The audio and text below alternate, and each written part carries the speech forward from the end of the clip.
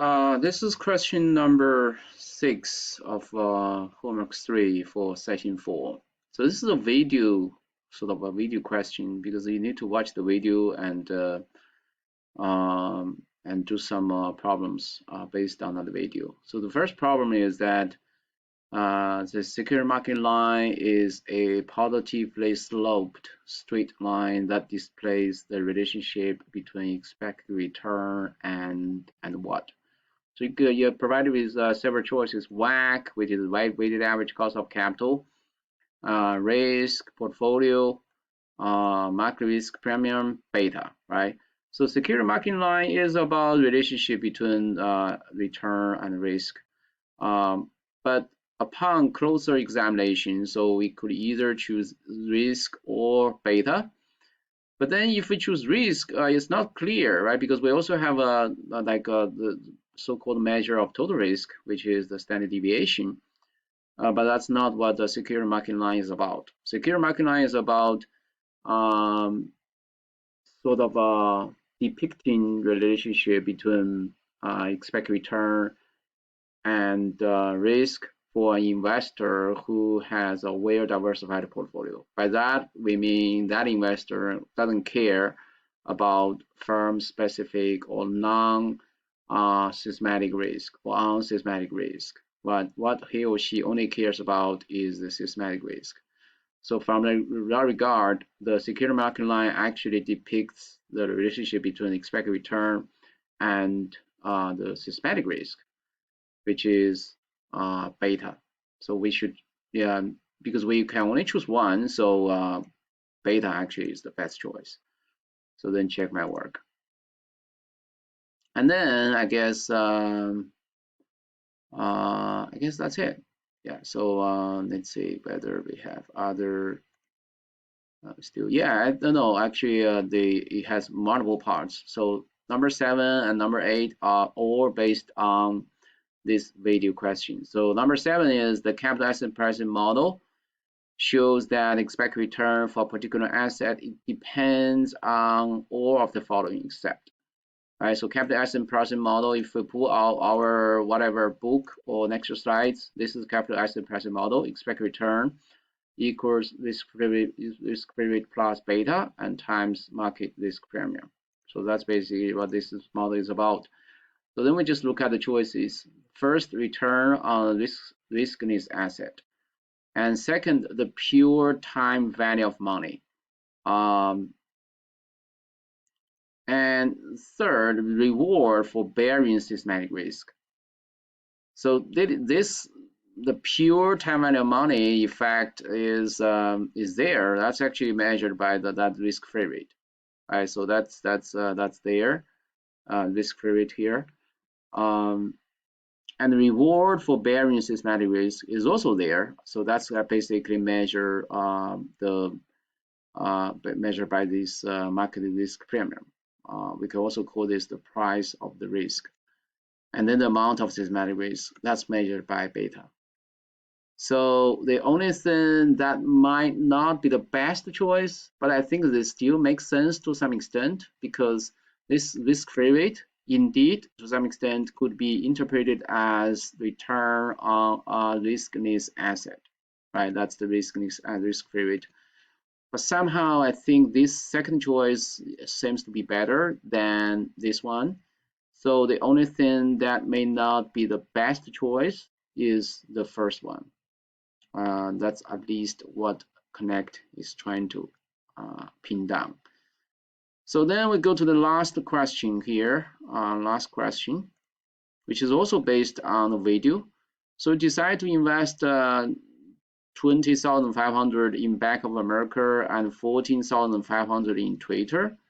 What is the portfolio's beta?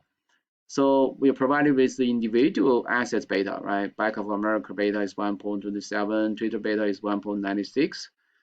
So the portfolio beta basically is a weighted average of the individual betas. And the weight is the proportion of the wealth invested in that individual asset. So by that, as long as we put the numbers, so Bank of America, so let's say this table, we can put a table that this is security, right? So this BAC stands for Bank of America, and the Twitter, TWI is Twitter.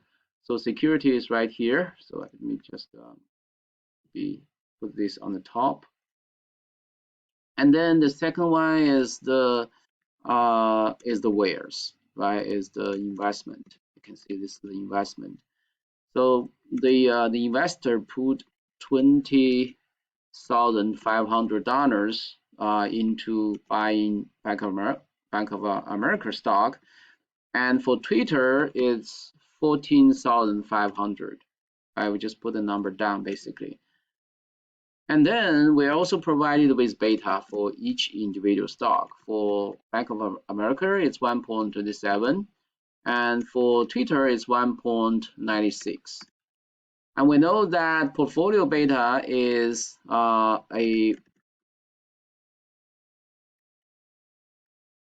it is the weighted average of individual betas within the portfolio, where the weight is what is the proportion of wares invested in a uh, asset in an asset within that portfolio. So that's basically how we calculate. So then we need to first calculate the weight, and then uh, just do the weighted average, right? So weight, it basically is uh, the investment we put on the first asset, Bank of America, divided by the sum of these two, right? The sum of these two, that's the total wares we invested in the portfolio. And then we use the wares we invested in the first asset, Bank of America, divided by the total. That's basically the weight on what we put in Bank of America. But in order to use this, in order to drag the cell to the other, see the other stock, I actually added a dollar sign to the number here. The reason is, as you can see, it's clear because otherwise this number will shift as well. But I don't want that the number to shift because I don't want the sum to change, right? Here I only want the numerator to change, the wares invested in a given stock to change. I don't want the total sum to change. So that's why here I fixed that. And now I can calculate the portfolio beta, right? Portfolio beta will be weighted average. But again, you can see this is, we can sort of use the wrap function because I don't want to open another, so just wrap the text, okay, alignment wrap text.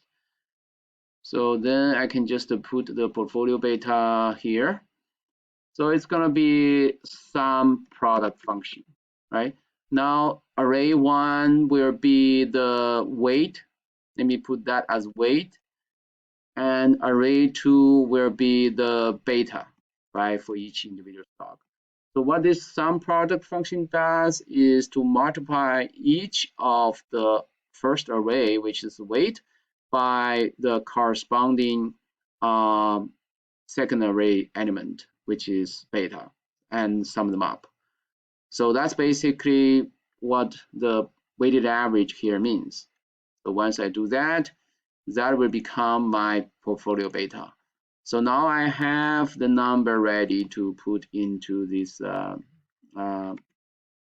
make a choice. Basically, it's 1.50 or 553, right? Basically, no, it's gonna be if I keep 3 decimal places, it's gonna be 1.556. Actually, let's just choose. I believe they have some like rounding issues because I did. Let me just double check whether I put the numbers right, 20,500, 14,500. So yeah, I guess the closest choice is this 1.553, even though no choice actually perfectly matches what we did here. But I guess our answer should be the most accurate answer given the numbers, right? So now let me check my work. And you see I also got this part right. Okay, so basically we are done with this video question.